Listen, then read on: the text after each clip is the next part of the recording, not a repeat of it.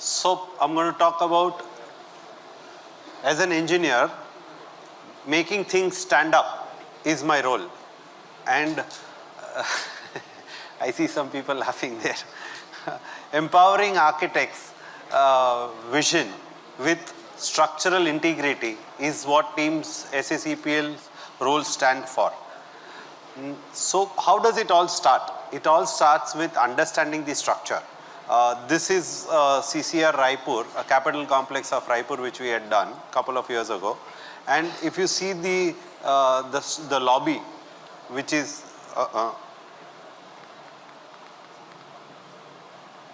yeah. So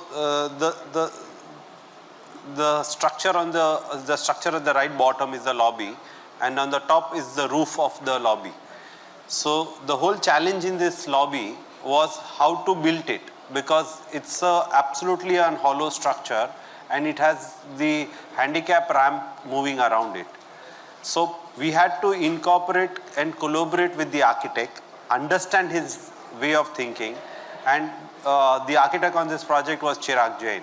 And we had a lot of interactive discussions before we could actually get into doing this right. Art as a structural design. This is another interesting subject, topic which we have, building which we have done. It's a tall building of about 55 floors, and the height of the building is about 190 meters. The good part about this structure is that it is getting built in Mangalore. Unfortunate part of the project is that in Mangalore you don't command a very high sale value. So the aspect ratio of this building is 13, which is very, very high. And this was called, because of this, you needed a tuned mass damper. Now, just to familiarize with what is tuned mass dampers, if you all have seen the Type E101 videos and all, there is a huge mass kept at the top. The whole thing is an exorbitant cost. And of course, the developer wanted not to change the height of the building, but had to go ahead with this. So how to make it happen in the cost is the solution which we came up with. So we did three things. What we did was we added mass on the upper 3 floors, so that the mass itself, the structural mass of the building increased. Instead of putting a water tank or a heavy damper, we increased the mass at the top. Second is we changed the thicknesses of the wall to a small extent, because if you go increasing the thickness of the wall, your carpet area reduces, which also hurts the developer.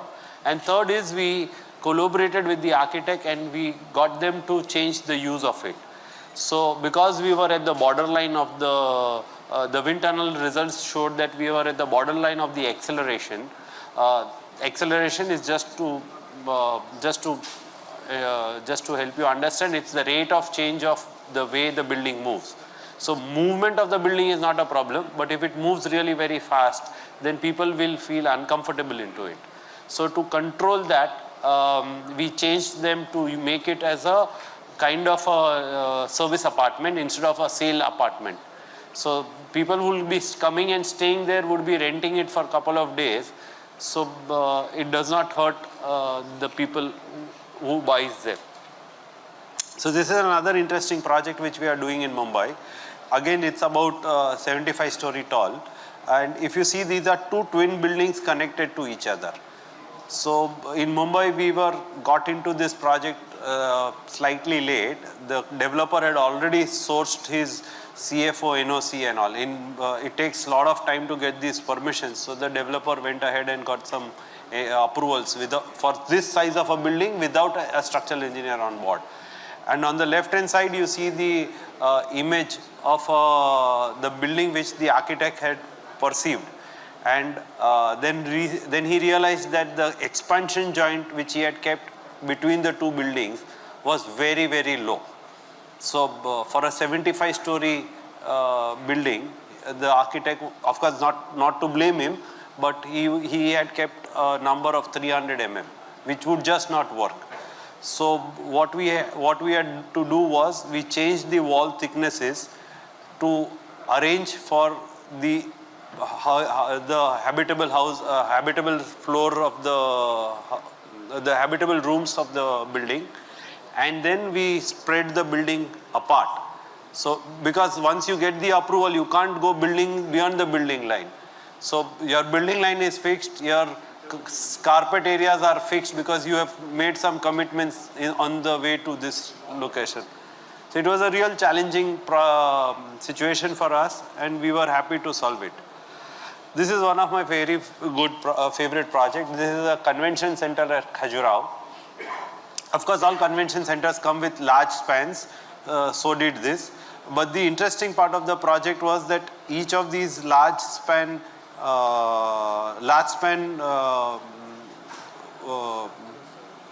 trusses culminated to a single truss which is supported on the Y-shaped column. So if you see the column, it's just one column which is taking the whole load of the half part of the building. So this challenge was faced upon us by architect Vivek Kishore, and we were happy to collaborate with him on this project. This is of course one of my favorite projects. This is the residence of architect Nitin Kilawala. I was lucky, or rather I would say we were blessed that he chose us to be a structural engineer. Of course, he had choice of going to various engineers. And this is one building which he did in steel. So not only tall structures have their own problems, but even the shorter ones comes with their own challenges. And over here, Nitin Bhai has detailed every joint so perfectly that wherever he chose to expose steel, we have done it blatantly. And wherever he opted to conceal it, predominantly at the rear side of the building or the toilet areas and all, we were able to do it so appropriately. Now this is an interesting out-of-the-box thinking which we came up with. These two are the hotels which we are doing in Puri. The upper two images are for the Taj Hotel, and the lower one is for the Swasti Hotel. If you can see, these are about 300 meters away from each other and right at the shore. So obviously everybody in that location were doing buildings on piles, and by default it would have become a pile foundation project. But since we were new to this location, we asked for a more intense geotechnical investigation done. And what came upon with the help of the geotech engineer, Mr. Jaideep Wagh, was that he suggested that it's a borderline case since the structures are not very tall. Taj is very short, it's about 6 levels, and the Swasti is also only 13 levels. He said it's a borderline case, you can attempt for doing an open foundation. So we did a foundation test. So the way you do pile load test, similar thing we stimulated on a shallow foundation, and with this shallow foundation we were able to capture the actual bearing capacity on the project. And with this we were able to save huge amount of money for the developers, and of course everybody is happy. This is one interesting project, form and facade. So by and large, typically aluminum shuttering is used in most of the tall buildings. But what makes this interesting is that if you see the facade of the building, under construction picture is also there, and the architectural and the finished project is also there. There is a flow of elevation. There is a wave which gets created in the elevation. So every floor is different, and every floor has to be built along with the floor level, and you need to change the aluminum shuttering so many times. So either it becomes unviable for the client, or it starts, if you are using the same one again and again, so you have to work on the cost of aluminum. So it's a trade between the cost of doing it or the time of doing it.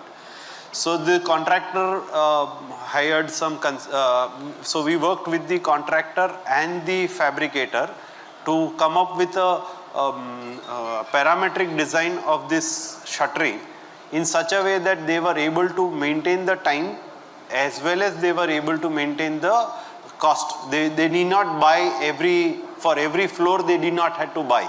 We bought a sliding joint was done on the formwork, with which we could move the formwork along with it.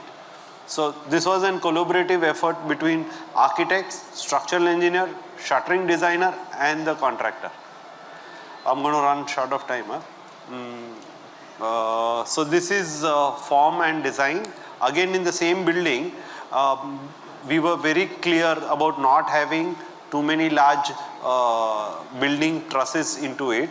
So to make sure that any square building would rotate, as a torsion would be a predominant shape for these kind of projects. So with the architect we agreed upon doing steel cross bracings. Initially it was planned to cover it, but then the way it came out, it was looking good, so now it is the way it is. This is an interesting story, growing building taller. South of Mumbai is a very scary place to work. You get a project which is 18-story, and then suddenly one fine day while you are building it to a part, you suddenly get a call from the developer, 150 crore ka mal abhi extra mil raha hai, make it 32-story. So your building is growing and so is the demand to grow the building. So anyway, this was an interesting project. We did not say no to him. If you can see at the sketch level, the columns are getting, couple of more minutes please. The columns are getting reinforced, the beams are getting reinforced, and the pile caps are getting reinforced. So we went through the grind of reinforcing everything. The developer was, I tried to explain to the developer, the guy is going to have a nightmare, and the contractor is going to have a nightmare. And the developer had cheek to say, Nikhil bhai, હવે આનથી વધારે નહીં ડરાવો, હું નથી ડરવાનો, 150 crore રૂપિયા છે. So I had no choice, and even his project manager had no choice, and we went ahead with it, and now it is done. So this is another interesting project we did, a statue of Sardar Dham in the project of Sardar Dham. It's not a very tall one, we are doing much taller than this, but this was one of these first of those statues getting built in the country. So this was there. This is something which is very close to us. The future of yesterday is today. Future of yesterday is today, and AI in structural design is what we are doing. ETABS model for accuracy. We are whatever ETAB models we do in our office, we are getting it checked by using an AI tool. The AI tool is developed by Mr. Tejas. I was going to put up the video over here, but he refrained me from doing that because we're trying to keep it very close. He's not allowing me to publish it. So this saves a lot of time, it saves a lot of mundane work, and focus on effect. So now our engineers spend time into actually doing good analysis work rather than mundane work. So this is what we are heading in this direction. Thank you.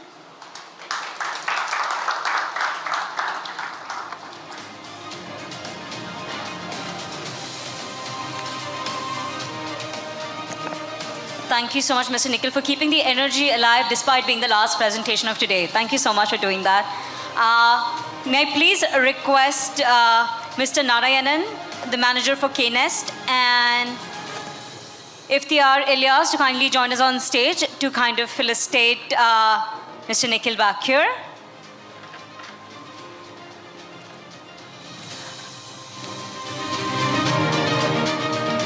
Professionals, can we please have a big round of applause for Mr. Nikhil Shanghvi?